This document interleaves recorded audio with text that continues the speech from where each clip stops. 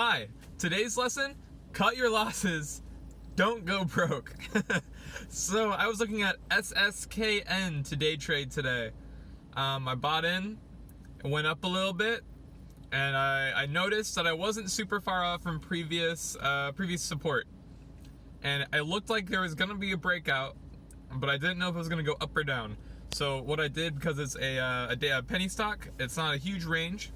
So I set a stop order, not a limit order, I did it right this time. I set a stop order for a couple cents below the previous support. And what do you know, it went down. So this is my second day trade.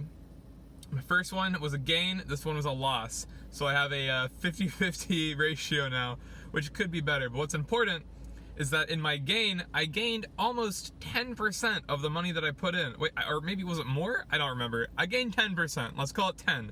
Very good gain. My loss, I lost less than 2% because my stop order cut my losses and I did not go broke.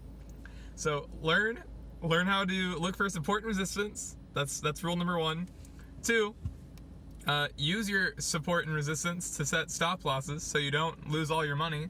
Because now it's down 10%, and I only lost 2, less than 2. This thing's like 1.5. Whoa! And 3, this is what I need to work on. Use past supports to try to find out when to buy in.